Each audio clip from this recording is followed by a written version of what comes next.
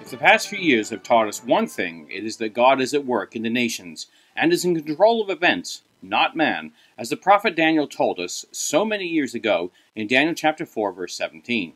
This matter is by the decree of the watchers and demand by the word of the holy ones, to the intent that the living may know that the Most High ruleth in the kingdom of men, and giveth it to whomsoever he will, and setteth up over it the basest of men.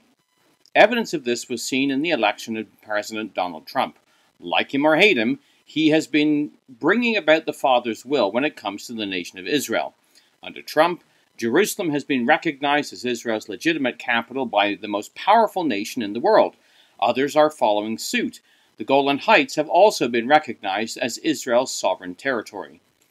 Well, the reason we have great interest in the land of Israel is because God's eyes are always upon it, as we read in the book of Deuteronomy, chapter 11, verses 11 to 12. The land whither you go to possess it is a land of hills and valleys, and drinketh water of the rain of heaven, a land which the Lord thy God careth for. The eyes of the Lord thy God are always upon it, from the beginning of the year even to the end of the year. Not only this, but also on Jerusalem, as we read in 2 Chronicles 7, verses 15 to 16. Now mine eyes shall be open, and mine ears attent unto the prayer that is made in this place. For now have I chosen and sanctified this house, that my name may be there forever, and mine eyes and mine heart shall be there perpetually. Well, the psalmist tells us that Jerusalem is the city of the great king, as they read in the 48th psalm in the first 3 verses. Great is the Lord, and greatly to be praised, in the city of our God, in the mountain of his holiness. Beautiful for situation, the joy of the whole earth is Mount Zion, on the sides of the north, the city of the great king. God is known in her palaces for a refuge. Well, Jerusalem is the focal point of the future conflict of the Middle East, as Joel points out in chapter 3 and verses 1 to 2. For behold, in those days and in that time, when I shall bring again the captivity of Judah and Jerusalem, I will also gather all nations, and will bring them down into the valley of Jehoshaphat, and will plead with them there for my people, for my heritage Israel, whom they have scattered amongst the nations, and parted my land. It is the restoration of Judah and Jerusalem to Israeli control that sparks all nations coming down into the land, as is also reported by Ezekiel 38, Daniel 11, Zechariah 14. But Zechariah 12 tells us, in verses 2 to 3, Behold, I will make Jerusalem a cup of trembling unto all the people round about, when they shall be in the siege, both against Judah and against Jerusalem. And in that day will I make Jerusalem a burdensome stone for all people. All that burden themselves with it shall be cut to pieces, though all the people of the earth be gathered together against it. Well, the nations that are gathering against Jerusalem, that burden themselves with it, will be cut in pieces. It will be a burdensome stone that will crush the nations, as Daniel 2 reports, of the little stone that breaks the image which represents the kingdom of men. We read in verses 34 to 35 of chapter 2, Thou sawest till that the little stone was cut without hands, which smote the image upon his feet that were of iron and clay, and brake them to pieces. Then was the iron, the clay, the brass, the silver, the gold, broken to pieces together, and became like chaff of the summer threshing floor. And the wind carried them away, and no place was found for them. And the stone that smote the image became a great mountain that filled the whole earth. Well, in light of these prophecies, and the fact that America moved its embassy to Jerusalem is very significant, and other nations are following suit. Guatemala has opened its embassy there, and according to CNBC, more countries are preparing to make the leap. Paraguay's foreign ministry announced that its embassy will also be relocated to Jerusalem, while the Czech Republic, Romania, and Honduras reportedly considering the move.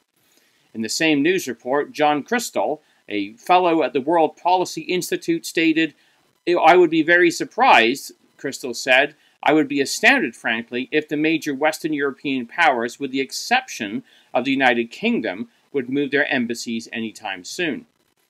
But under world pressure, Paraguay's new prime minister has backtracked since making the announcement. However, both Honduras and Romania announced that they would move their embassies at the AIPAC conference in March of this year. It was only 2 days ago that Romania reconfirmed its commitment. According to Israel Hanam, The Romanian Prime Minister called Israel's ambassador in Bucharest and reiterated Romania's commitment, stating, "My word is my word. I stand behind what I said in the past. There is no change in policy." Well, this reaffirmation came after a Palestinian official stated Romania had reneged on its promise, with the Romanian Prime Minister calling his remarks deceptive fake news. Brazil has also made commitments to move its embassy, and in March of this year, Brazil opened a trade commission to Israel in Jerusalem. At the opening, Netanyahu told reporters, I would like to believe that this office is the first step towards the opening of the Brazilian embassy in Jerusalem when the time comes." Well, in Canada, the issue of the U.S. embassy move has been on the front page. Last year, Canada's Prime Minister Justin Trudeau made the following statement.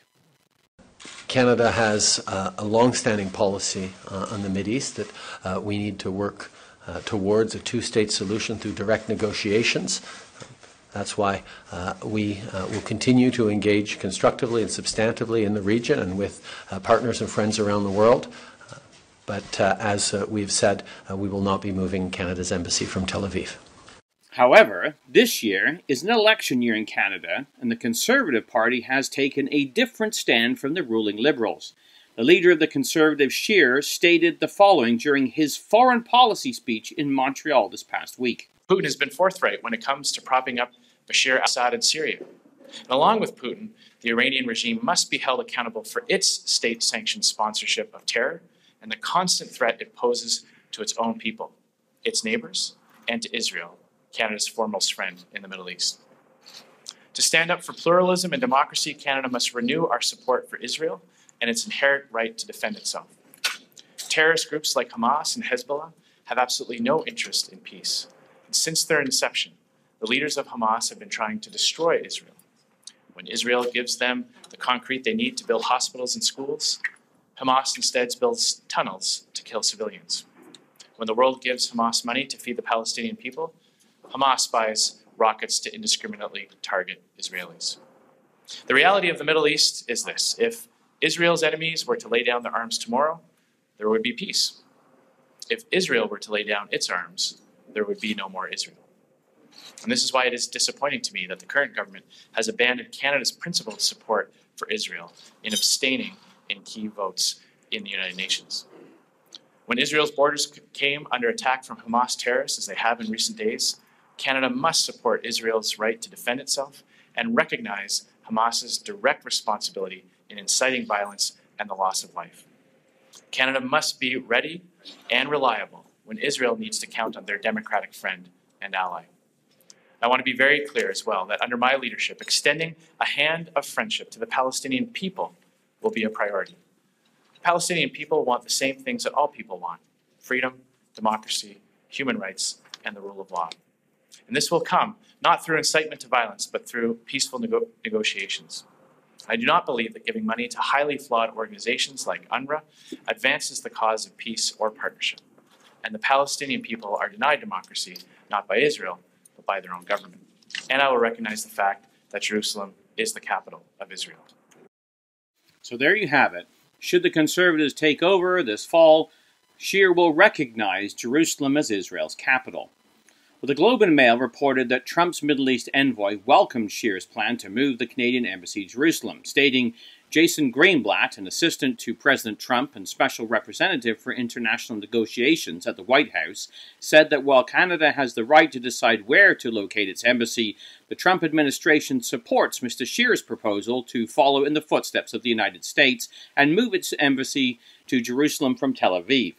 He made the comments to reporters following a speech to a meeting of the World Jewish Congress in Ottawa on Wednesday.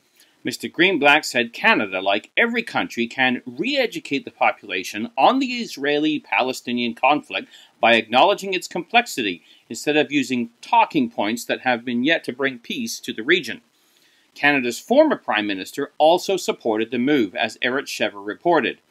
Former Canadian Prime Minister Stephen Harper told the Israel Hanan newspaper that there is no reason why Canada shouldn't follow in the footsteps of the U.S. and relocate its embassy in Israel to Jerusalem.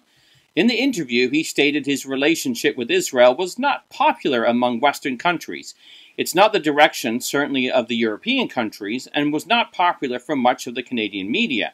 But the fact is that the position has very strong support from major elements in the Canadian population, and is a position that many individual Western politicians do have, and a lot of politicians outside the West have. When asked about moving Canada's embassy, he stated the following: "There was a Conservative Prime Minister many years ago who tried to do that, and it was a schmozzle, and so no government wanted to touch it since. At the time, it would have been a symbolic move, but with real serious security risks, and Canada doing it alone. The risk just did not match the reward. Now that the US has done it, there is really every reason for the government of Canada to do it, and certainly my successor as leader of the Canadian Parliament, the current Conservative Party leader, Andrew Scheer, has committed to doing that, because this now is a very feasible thing to do. It is the right thing to do. It is the right thing to do not just because Jerusalem, at least West Jerusalem, is certainly the capital of Israel, but it is also the right thing to do because by not having the embassies in Jerusalem since 1948, I think we have inadvertently, the Western countries have, sent the signal to extremists on the Palestinian side that someday Israel really won't exist. I think that by putting our embassies now that Donald Trump has made that position really sends a signal that this is now how we get peace." End quote. So, which way will Canada move? Well, that comes down to the hand of the angels in the upcoming election. Is this the right time? Well, only they know. But what we do know is that ultimately Canada is part of the Tarshish young lion conglomerate who will stand with Israel when the nations of Russia and Europe invade. As we read in Ezekiel 38, verse 13, "Sheba and Dedan and the merchants of Tarshish, with all the young lions thereof, of which Canada is a member, shall say unto thee, Art thou come to take a spoil? Hast thou gathered thy company to take a prey, to carry away silver and gold, to take away cattle and goods?" And so, when we watch with interest the upcoming election, Trudeau, the pretty boy of Canadian politics, son of the former Prime Minister Pierre Elliott Trudeau, dubbed frat boy by Trump, often found shirtless, photobombing unsuspecting Canadians, seems to have used up his charm. Trudeau's government has been buried under a landslide of scandals at home. Trudeau's approval rating has been dropping substantially, and the Liberals now sit well behind the Conservatives in the polls. Trudeau's opponent, on the other hand, Andrew Scheer, though he does not have the charisma of Trudeau, nor the statesmanship of the former Prime Minister Stephen Harper, has content and may win on a reactionary vote, bringing with him the promises he has made on the campaign trail. One big divergence between the Conservatives and the Liberals is their foreign policy on Israel. Obama pulled America away from supporting Israel during his terms. The Democrats lost the election to Trump, who reversed America's policy on Israel. What will happen in Canada remains to be seen. But one thing we do know is that the Most High rules in the kingdom of men and gives it to whomsoever he will. For the Bible in the News, this has been Jonathan Bowen joining you.